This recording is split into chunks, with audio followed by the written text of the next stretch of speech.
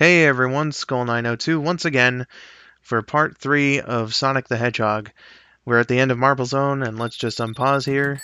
Hooray! So, yeah, this is Springyard Zone, and this is like the middle of the pack kind of zone. You know what I was saying earlier about the pacing. Crap. Recording curse, that's the recording curse for you. And I usually get a pretty sweet point combo there, but yeah, I suck. At least it's better than a Dark Side Phil Let's Play, eh? Oh shit! I'm just being terrible now. So, the day that I am uploading this, it's going to be June 23rd when I upload this particular video, which is Sonic's birthday. That's when this game came out in the United States. That was the first region to get this game, so happy 24th birthday, Sonic the Hedgehog. It's been a good ride at times, a bad ride at times, but I'll stick through with ya. Hooray.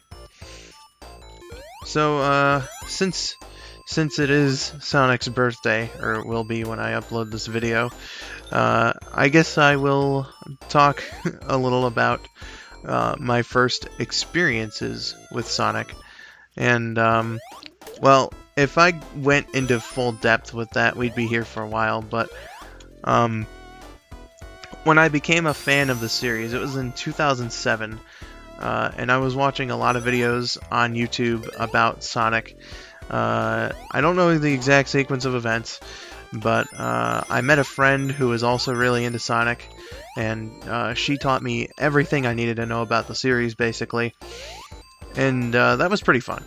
But we didn't have a Sonic game until my brother got Sonic 1 on the Xbox Live Arcade.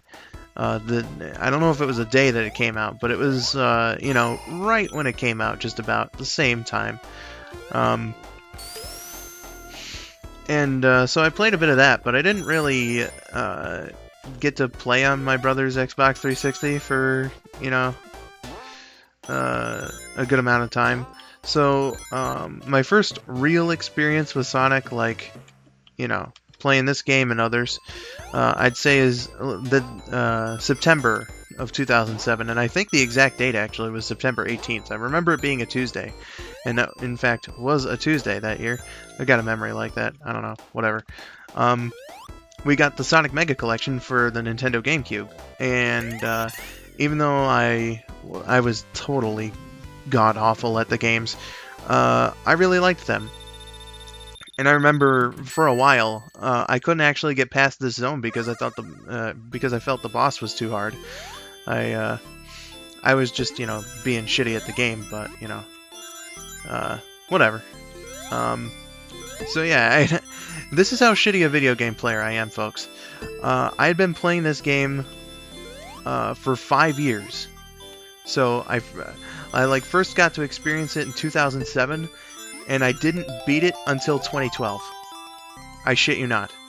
I went into Sonic Generations. The console versions have this feature where you can play Sonic 1, and that's the way I beat the game originally.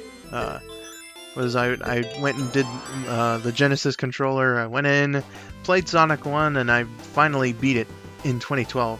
And this, just to break from the story a little bit, the special stage I just did now is, I believe, the hardest one. Anyway, and I felt like a champion because I'm so god-awfully terrible at video games. It's not even funny. But I felt really good about finally being able to beat the first game in my favorite video game series of all time. Like, Sonic, I love the shit out of Sonic. Probably much more than I should. But yeah, that was a pretty fun time. And that's how I got started with playing the Sonic games, through the Mega Collection on the Nintendo GameCube. There were a couple of experiences before, like the Xbox 360 thing, and I'd actually played a little bit of Sonic 2 on Sega Genesis that we had in middle school, which I was terrible at. I couldn't make it past the platforming part in Chemical Plant Zone, just like every beginner.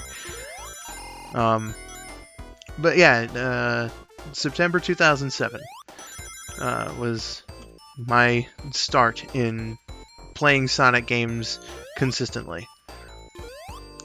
I didn't really get a 3D game until like a year and a month later. In October of 2008, I got my copy of Sonic Adventure 2 Battle for the GameCube, and that was actually my favorite game of all time for a little while. It has since been replaced by Sonic Unleashed. These choices might be weird for some people, and you know, I suppose I can understand why, but you know, whatever. Oh, crap. I don't know if the spike glitch actually. I'll explain that in a bit when I'm done telling stories. But yeah, like I got Sonic Adventure 2 in late 2008. I got Heroes and Shadow a couple months after that, and you know, I liked them, not nearly as much as Adventure 2. But you know, shit happens, I guess. I'm not really sure where to go on this story. I guess I'll give my general thoughts in a nutshell later on these games. And whoa, secret exit! Am I right? Here we're getting lots of rings, pretty awesome stuff, and we're actually about to go to our last special stage. There are only 6 Chaos Emeralds in this game, as opposed to 7 in what would be the sort of standard number of Chaos Emeralds for the series, because reasons. And like I said, you don't really get that much of a reward for getting all the Chaos Emeralds in Sonic 1. I will be truthful in saying that the ending barely gets changed from if you don't get all the Chaos Emeralds, and hey, we got them all in one shot. That's something I actually failed to do in my first attempt at this Let's Play, so holy shit. But yeah, that's it for the special stages. We got all the Chaos Emeralds. Everything's good. Everything is all good. But I'll get to my thoughts on the later Sonic games. Like, I'll try to get to them in a nutshell when I have nothing to talk about, and trust me, the next zone sucks. It's very long, very boring. It's just disgusting all around. I hate Labyrinth Zone. Labyrinth Zone killed my family. I apologize for that. That was completely unnecessary. So anyway, Sonic 1. I don't have any memories in particular of playing Sonic 1 like when I first started. I just remember not being able to beat the Spring Yard boss, which, you know, I think that's silly now, but, you know, back in the day, back when I was 13 years old, yes, I'm that horrible at games. I was 13 and I couldn't beat anything. I suck. You know, I thought, oh man, this is terrible. I didn't think the game was terrible. I just thought that the situation that I couldn't beat anything was terrible. But yeah, I also got to experience Sonic 2, like really experience Sonic 2. I played Sonic 2, like I previously mentioned, but you know, experiencing Sonic 2 for the first time, and I like Sonic 2, but I think it's my least favorite of the classic games, and that's because, in my personal opinion, Sonic the Hedgehog 2 starts off great. It has you know, a lot of zones that I think are really fun to play and are just awesome to go through. And then I want to say around Mystical Forest, or not Mystical Forest, Mystic Cave Zone. That's where it starts to go downhill for me personally. Like, I like Mystic Cave Zone, but after Mystic Cave Zone you have, come on, let's just get this one ring here. After Mystic Cave Zone, you've got Oil Ocean, which I loathe, and you've got Metropolis Zone, which honestly I don't think is as bad as Oil Ocean, but, you know, sorry, you know, still, Uh, it's just not a fun experience. In like most games, if you hold the jump button while you destroy an enemy or break through one of the item boxes, you jump higher. And I love using that to my advantage here. This is Spring Yard Zone is the perfect place to do that. They really give you a lot of opportunities. But yeah, we are at the third boss of the game, who I totally screwed up my strategy with and almost died just there. So yeah, I guess I'm gonna wait for him now.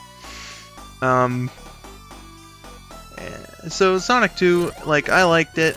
I think it's a really great game. It's just, oh man, I totally lucked out there. Holy shit.